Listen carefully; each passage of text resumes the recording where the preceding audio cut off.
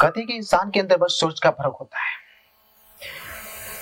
जब इंसान कोई काम करता है तो ये सब मालूम होता है हम क्या कर रहे हैं, क्या अच्छी है क्या बुरा है, सामने वाला कौन है, बहन है चाचा है चाची है, रिश्ते में क्या लगता है। फिर भी ऐसी घटनाएं दिन पर दिन बढ़ती जा रही है। तो आज की कहानी ऐसा है जो काफी दर्दनाक और मन को भयभीत करता है। एक ऐसी घटना, एक ऐसी रेप की घटना जो प्रशासन और देश के जो मुख्यमंत्री है उन पे सवाल उठाता है कि इतनी प्रशासन होने के बावजूद भी ऐसी घटनाएं क्यों हो रही है। चलती गाड़ी में 3 लड़कों ने एक लड़की के साथ रेप करता है। तब तक रेप करता है जब तक उसका मन नहीं भर जाता। 7 घंटे तक उस लड़की के साथ चलती गाड़ी में सनसनाती हाईवे पे रेप किया जाता है। लड़की चिल्लाती है, रोती है, फिर भी उसके ऊपर कोई रहम नहीं किया जाता है। क्राइम कितना भी गलत तरीके से और कितना भी साथी तरीका से क्यों नहीं किया जाए, क्राइम कभी छुपता नहीं है, आप उसे छिपा नहीं सकते। तो वही हुआ इस कहानी के मोड़ में। तो नमस्कार, मैं पंकज सिंह। आज की जो कहानी है वो यूपी के राजधानी लखनऊ की एक पोश इलाके में एक ऐसी घटना घटती है। लखनऊ की एक नजदीक एरिया है बाजीरंगा, एक थाना है।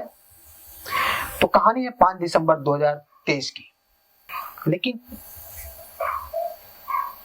उस लड़की ने अपने परिवार के साथ ये जो घटना थी उसको शेयर नहीं किया। उसके बाद 10 दिसंबर को लड़की अपने परिवार के साथ थाना पहुंचती है और पूरी की पूरी आपत्ति उस थाना में बताती है। वो लड़की बताती है, वो लड़की नामी ग्रामी कॉलेज में पढ़ती है और उसकी उम्र 19 साल है और उनके पिताजी एक विशेष अधिकारी हैं जो लखनऊ में ही तैनात है। लड़की जो कि केजीएमयू कॉलेज में पहुंचती है और वो केजीएमयू जो कॉलेज थी मेडिकल कॉलेज है वहां पे।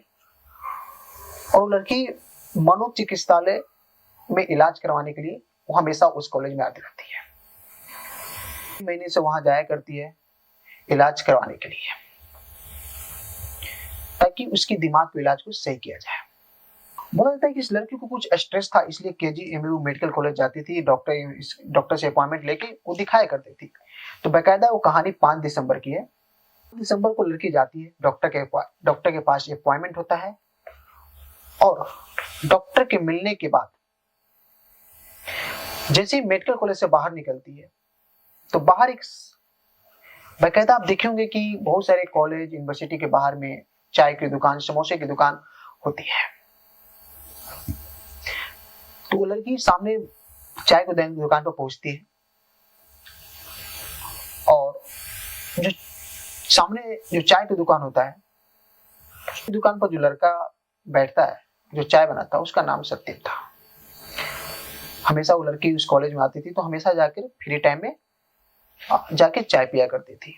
कोई भी अगर जब डॉक्टर में लेट हो जाती थी या अपॉइंटमेंट में लेट हो तो कोई भी जाकर वहां पे चाय वगैरह पी लिया करता था।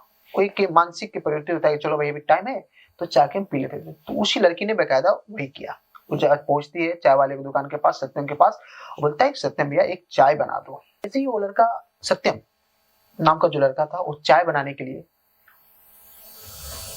आगे जाता है तो लड़की बोलती है सत्यम भैया मेरी मोबाइल का जो चार्ज है वो खत्म हो चुका है, ये मेरे घर वाले लोग परेशान होंगे, तो कृपया कर आप अगर मोबाइल को चार्ज में लगा देंगे तो अच्छा होगा, अगर आप बुरा ना माने तो। सत्यम बोलता है कि अरे दीदी आप तो मेरे दीदी जैसे हैं, उसमें क्या है, कोई बात नहीं हम लगा देते हैं, तब तक आप चाय पीजिए, तब तक आपका चार्ज हो जाएगा। तो सत्यम लड़की के मोबाइल को लेता है वहां से और लड़की को साथ में लेता है और सामने ही एक एम्बुलेंस लगी होती है और सत्यम और लड़की एम्बुलेंस के पास जाते हैं और वहां पे एम्बुलेंस में चार्ज लगा देते हैं। जैसे एम्बुलेंस में चार्ज लगा देते हैं मोबाइल को, फिर वो लोग बैक टू अपना चाय की दुकान पे आते हैं और चाय पीना स्टार्ट कर देते हैं। जैसे ही 1 कप चाय खत्म होती है तो वो लड़की बोलती है कि सत्यम भैया ऐसा करो 1 कप चाय और कर दो, ताकि मेरा जैसे मैं पीऊंगा तब तक मेरा और मोबाइल चार्ज हो जाएगा, तो मैं फैमिली से बात कर सकता हूँ। तो लड़का बोला ठीक है। जैसे ही दूसरी कप चाय लड़की पीती है, चाय पीने के बाद कंप्लीट हो जाता है, तो लड़की बोलती है भैया अब मेरा मोबाइल चार्ज हो गया होगा, तो आप मेरे मोबाइल को दे दीजिए, मेरे मोबाइल को लाया जाए।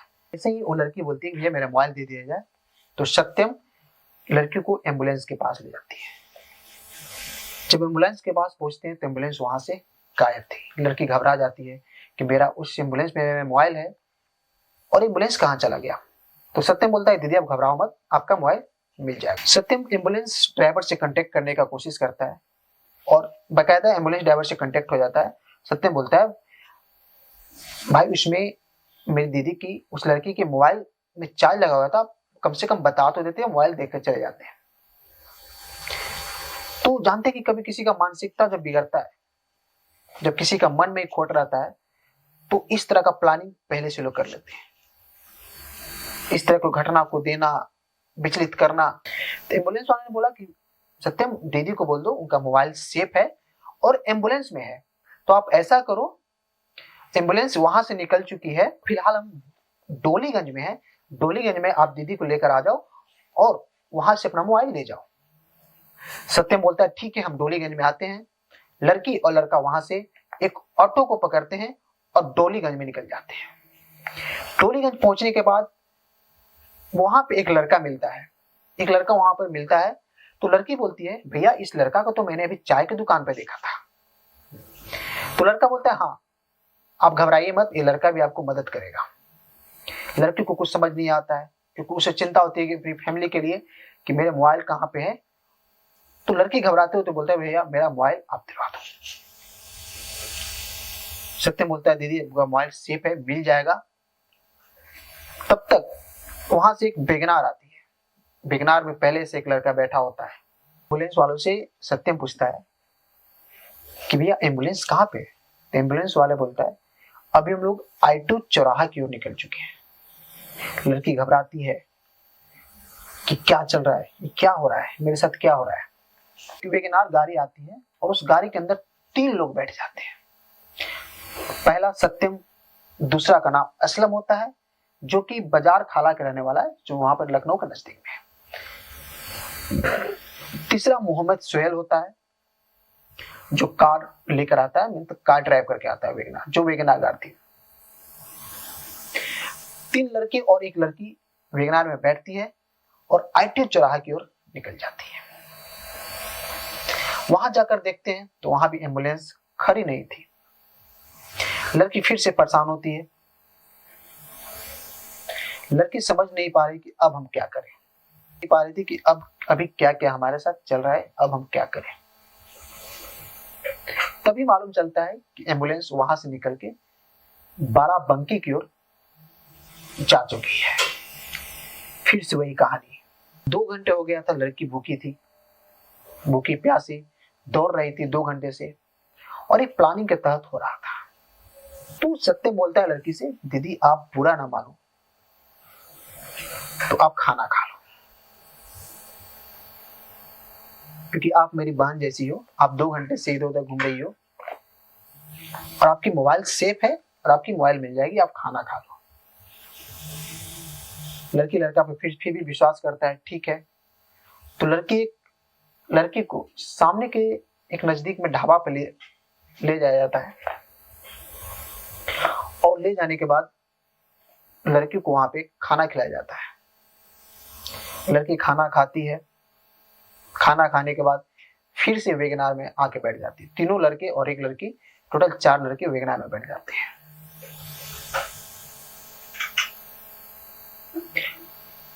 वेगनार में बैठने के बाद लड़की अपने आप को अच्छी फील नहीं कर रही थी। उसे लगा कि कुछ खाने में नशीली पदार्थ मिला दिया गया है। जब वो लड़की ढाबे पे थी, मैं आपको पीछे थोड़ा सा ले चलता हूँ, ढाबे पे थी तो उससे पानी के जो ग्लास होता है उसमें नशीली पदार्थ मिलाया गया था। तो लड़की को फील होता है कि नशीली पदार्थ इसमें मिलाया गया है। लड़की को नींद आने लगता है, थोड़ी सी बेहोशी जैसी हालात होने लगती है लड़की को। बोलता है भैया मैं अच्छी फील नहीं कर रहा हूँ, मुझे गाड़ी से निकालो। ये तीनों लड़कों ने लड़की के साथ बदतमीजी करना स्टार्ट कर दिया। लड़की विरोध की, चिल्लाने लगी, फिर भी इनको रहम नहीं आया। तभी लड़कों ने गाड़ी के शीशों को चढ़ा दिया ताकि अंदर का आवाज बाहर ना जा सके। आपने बेकायदा देखा होगा कि जब आप अंदर की जब शीशों को आप पूरी तरह से पैक कर देते हैं तो आप बाहर की आवाज को अंदर नहीं ले सकते हैं और अंदर की आवाज बाहर नहीं जाती है। बहुत हालांकि थोड़ी थोड़ी जाती है, लेकिन आप कंट्रोल कर सकते हैं। 90% आप कंट्रोल कर सकते हैं आवाज को कि वो गाड़ी से बाहर नहीं जाती है। आप कितने भी वॉल्यूम को तेज कर दीजिए। तो उस लड़का ने यही किया कि गाड़ी का शीशा को बंद कर दिया गया, पूरी तरह से पैक कर दिया गया ताकि लड़की चिल्लाए तो बाहर आवाज न जाए। तो यही हुआ। लड़कों ने एक और बदतमीजी काम किया। कुछ गाड़ी में एक म्यूजिक सिस्टम लगा हुआ था, तो म्यूजिक सिस्टम को उन्होंने ऑन कर दिया और तेज आवाज कर दिया ताकि लोगों को मालूम न चले और आवाज बाहर न जा सके। तो म्यूजिक सिस्टम होने के कारण जो लड़के बदतमीजी कर रहे थे आवाज बाहर नहीं जा रही थी। लोग समझ नहीं पा रहे थे बाहर में कि अंदर में इस गाड़ी में चल क्या रहा है। आप बाकायदा देखेंगे कि आप म्यूजिक चला रहे हो ना, जो ड्राइवर होता है उनको बाहर की आवाज भी कभी सुनाई नहीं देता है कि पीछे से क्या आ रही है गाड़ी क्या नहीं। तो उन्होंने यही किया कि अंदर की आवाज बाहर न जा सके। लखनऊ के हाईवे पे चलना स्टार्ट ही हुआ था कि लड़कों ने बारी बारी से उस लड़की के साथ रेप किया, बलात्कार किया, गंदे गंदे काम किए। लड़की चिल्ला रही थी, फिर भी उनको रहम नहीं आ रहा था। असलम, मोहम्मद, सोहेल और सत्यम, तीनों लड़कों ने लड़की के साथ बारी बारी से रेप किया। आप सोच सकते हैं कितनी गंदी हरकत, कितनी मानव प्रवृत्ति के लोग हैं। जब तक इन तीन लड़कों को मन नहीं भरा तब तक इन लड़कियों के साथ उन्होंने रेप किया। इन्होंने बारी बारी से तीनों लड़कों ने दरिंदगी की हद को पार कर दिया। एक करता एक जाता, एक करता एक जाता, गंदी हरकतें बारी बारी से करता। जब तक इनका मन नहीं भरा इन तीनों ने बारी बारी से चलती हाईवे पे बंद शीशे के अंदर लड़कियों के साथ रेप किया गया, बलात्कार किया गया। पूरी दरिंदगी की हदें पार कर दी गई। पूरे शरीर को बोला जाता है ना कि आटे की तरफ गूंथ दिया गया। लड़की उस हालात में नहीं थी, फिर भी इन दरिंदों ने उस लड़की के साथ बलात्कार किया। लड़की सहम सी गई थी, डर गई थी। लड़कों ने धमकी दिया, चिल्लाओगी, रोगी तो हम तुझे मार देंगे, फेंक देंगे। तो मैं कहता है कोई भी लड़की अगर अकेली पड़ जाए तो इजीली आप ऐसी घटना कर सकते हो। 7 घंटे तक बोला जाता है उस लड़की के साथ खेल किया गया। 7 घंटे लगातार उस लड़की के साथ रेप किया गया। 3 लोगों ने इस रेप को अंजाम दिया। करने के बाद तभी तीनों लड़कों ने लखनऊ के एक मुंशी नाम के एरिया था, वहां पर लड़की को छोड़ देते और वहां से वेगनार लेके चले जाते हैं, भाग जाते हैं। और लड़की को बेकायदा धमकी दिया जाता है कि आप किसी को बताओगे नहीं। लड़की को कुछ समझ में नहीं आ रहा था कि अब हम क्या करें तो क्या करें, क्योंकि लड़की अकेली थी, चल नहीं पा रही थी, पूरी तरह से उसकी बॉडी टूटी पड़ी थी। उसके अंदर इतना साहस नहीं था कि मैं किसी को जाकर बताऊं। तभी लड़की वहां से अपने नजदीकी के अपने एक सहेली के पास पहुंचती है। इस हालात में देखकर सहेली पूछती है क्या हुआ। लड़की बोलती है कि मेरे साथ 3 दरिंदों ने बारी बारी से बलात्कार किया, रेप किया, इस तरह की घटनाएं किया। तो लड़की बोलती है जो हुआ सो हुआ, अब आप इसको समाज में लेके जाओगे तो बदनामी होगी, इसको छिपा लो। वहां से लड़की निकल जाती है, सहेली से मिलती है, सहेली से मिलने के बाद निकल जाती है। उधर लड़की के घर वाले परेशान, मोबाइल स्विच ऑफ, लड़की मेडिकल कॉलेज गई है, घर वाले परेशान, उनके माता पिता परेशान। इसी बीच लड़की घर पे पहुंचती है। पहुंचने के बाद लड़की चुपचाप बैठी रहती है, कुछ बोलती नहीं है, डरी हुई, थकी हुई, चेहरा उदास घर पे बैठती है। तभी माँ बोलती है, क्या हुआ बेटी? माँ लड़की की फीलिंग को समझ जाती है। लड़की रोने लगती है और सारी आप बीती बताती है कि मेरे साथ ऐसी ऐसी कहानी हुई है माँ। इन दरिंदों ने मुझे कहीं के नहीं छोड़ा। एक तो पहले से लड़की मानसिक रूप से, मानसिक बोलते ना, मानसिक स्ट्रेस लेकर पहले से लड़की स्ट्रेस में थी, और एक घटना होने के बाद और स्ट्रेस में आ गई। तो इसको भुला पाना उस लड़की के लिए कितना कठिन हो गया होगा, आप सोच सकते हैं। उस घर वालों के लिए कितनी, मतलब बोलता है पीड़ा, मतलब घर पे चट्टान गिर जाना, उस हालात इनके घर में हो गया था। लड़की पूरी कहानी बताती है अपनी माँ को कि ऐसे ऐसे मेरे साथ हुआ। लड़की और उसकी मम्मी, उसकी माँ उसी रात 10 दिसंबर को थाने पहुंचती है। बगल में लखनऊ के बीरागंज थाना है, वहां पहुंचती है। पहुंचने के बाद लड़की सारी आप बीती वहां के पुलिस जो अफसर है उनको सुनाती है। पुलिस वहां उस मुद्दे को गंभीरता से लेती है, सुनती है बातों को, और लड़की बताती है कि सर मेरा उम्र 19 साल है, मैं KGMU मेडिकल कॉलेज में अपने मानसिक जो मैं स्ट्रेस है वो मैं दिखाने जाती हूँ, और मैं महीने में 3-4 बार जाती हूँ ताकि पुलिस सुनता है, पुलिस गंभीर मामलों को लेता है, FIR दर्ज होती है, और उसके बाद FIR दर्ज होने के बाद उन तीनों लड़कों को पकड़ा दिया जाता है और गिरफ्तार किया जाता है। तो आगे की कार्रवाई पुलिस कर रही है, और मुझे विश्वास है कि पुलिस इससे जो काम है उसको बहुत गंभीरता से लेगी, और उनको जितना जल्द अदालत के दरवाजा पर पहुंचाया जाएगा। जेल के सलाखों के पीछे भी दरिंदे बंद हैं, और हम सब की कोशिश है, प्रशासन से मैं गुहार लगाऊंगा, वहां के जो माननीय मुख्यमंत्री जी है योगी आदित्यनाथ जी, वो काफी स्ट्रिक्ट है इस मामले को लेकर, और मुझे लगता है कि आने वाला समय में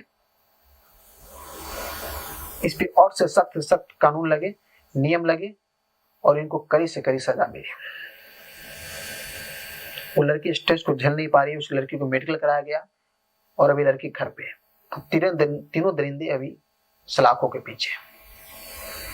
तो एक कहानी थी लखनऊ की, जो रहीसी इलाका है, वहां की शासन बहुत स्ट्रिक्ट है। पहले योगी आदित्यनाथ जी इस तरह की घटनाओं को लेकर बहुत विचार किए, और काफी ज्यादा एनकाउंटर हुआ इसको लेकर। तो मैं एक चीज और बोलना चाहता हूं कि अगर आप कहीं भी अकेले में निकलते हैं तो आप किसी पर विश्वास मत कीजिए। हाँ, उस लड़के को एक करना चाहिए था कि चलो मोबाइल स्विच ऑफ हो गया तो कोई बात नहीं, घर पे जाकर चार्ज कर लेंगे। तो आप किसी भी अनजान व्यक्ति पर इस तरह से विश्वास मत कीजिए, कभी भी घटना को अंजाम दिया जा सकता है। तो सुरक्षित रहिए, घर सुरक्षित लौटिए। तब तक मिलते हैं अगले वीडियो में, तब तक धन्यवाद। जय श्री राम, सत श्री अकाल, आदाब।